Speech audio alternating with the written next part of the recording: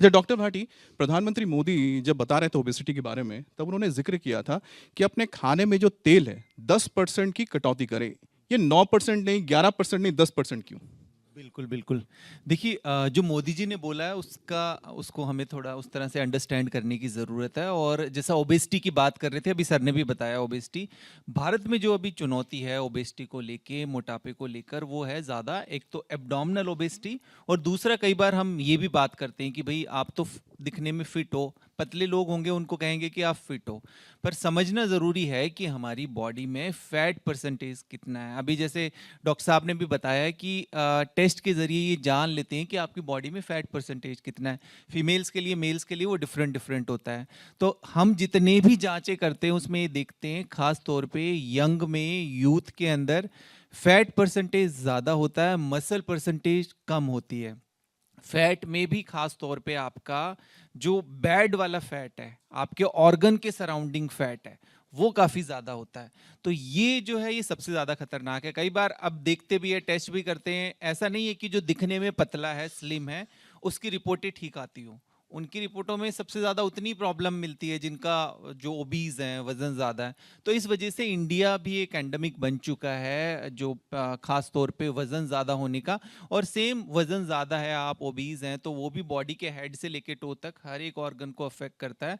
और जैसा मोदी जी ने बताया वो 10% फैट कम करने की, ओवरऑल हम इंडिया की ट्रेडिशनल डाइट की बात करें तो उसमें 3 चीज़ें बहुत ज़्यादा इस्तेमाल करते हैं, जिसमें कार्बोहाइड्रेट हो गया, फैट हो गया, या फिर शुगर का जैसा हम बात करें इस्तेमाल करते हैं। तो ये सभी कारण बनता है आपके कई तरह के मेटाबॉलिक डिजीज। मेटाबॉलिक डिजीज क्या होती है? एक समूह होता है बीमारियों का, जिसमें डायबिटीज हो गया, हाइपरटेंशन हो गया, फैटी लीवर हो गया। फैटी लीवर को लेकर अभी आईएलबीएस ने एक स्टडी की थी दिल्ली एनसीआर में, ऑलमोस्ट सभी लोगों को फैटी लीवर मिलता है, और उस सब चीज़ों को हम इग्नोर करते हैं। तो इस वजह से वो उन्होंने फैट के बारे में बात की, पर कहीं से शुरुआत तो करें, जी। पहले हम कम करना शुरू करें। और भारत में कई बार सेलिब्रेशन के नाम पे हर चीज़ में हम कहते हैं ट्रेडिशनल डाइट घर का खाओ, पर घर में भी अगर हम बात करते हैं तो छोले भटूरे, समोसे, पकोड़े, ये सब चीज़ें बहुत ज़्यादा। तो ओवरऑल हमारा ऑयल का कंजप्शन आप बहुत बोल ज़्यादा रहे है, हैं तो कि धीरे ऑयल धीरे कंजम्पशन जी। का ज़िक्र करते हैं। डॉक्टर दुबे, ये बताते हैं कि अगर आपको जॉइंट्स अच्छा रखना है तो उसमें काफ़ी कोलेस्ट्रॉल खाना चाहिए, खाने की मात्रा होनी चाहिए, जैसे कि घी, कहते हैं कि उससे घुटने अच्छे रहते हैं। ये जॉइंट्स को कैसे हेल्दी रखें, क्या खाना चाहिए? अ, देखिए ऐसा नहीं है कि आप कोलेस्ट्रॉल या घी खाएँगे तो वो ऐसा ऐसा मिथ है कि आप घी खाएँगे तो जोड़ों में चिकनाहट देगा, क्योंकि घी कभी जॉइंट के अंदर नहीं जाएगा जो आप पेट में खाएँगे उसको।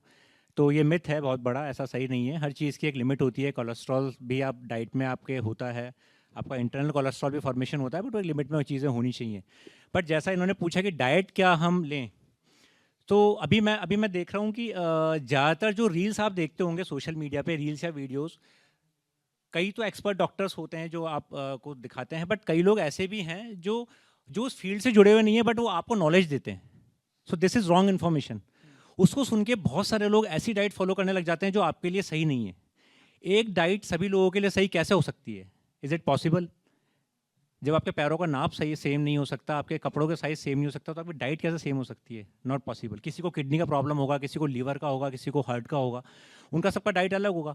तो कभी भी ऐसे रॉन्ग इन्फॉर्मेशन को फॉलो नहीं करें, क्योंकि वो आपको नुकसान बहुत ज़्यादा पहुंचा सकती है। सो अगर मैं सिर्फ बोन एंड जॉइंट्स की बात करूं, तो डेयरी प्रोडक्ट्स जो हैं वो आपकी बोन एंड जॉइंट्स को हेल्थी हेल्दी रखेंगे। डेयरी प्रोडक्ट्स में आपका दूध, दही, पनीर, दही इज़ मोर इम्पॉर्टेंट दैन दूध। उसमें ज़्यादा अच्छा न्यूट्रिशन होता है, प्रोबायोटिक्स होते हैं।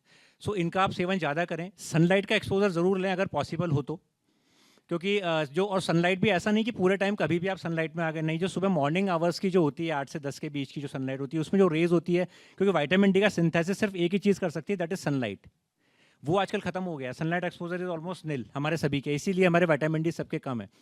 तो आप धूप खाएं, सबसे कॉमन चीज़ विटामिन डी के लिए। जादू की तरह। हाँ, यस। और डेयरी प्रोडक्ट्स का कंजप्शन करें।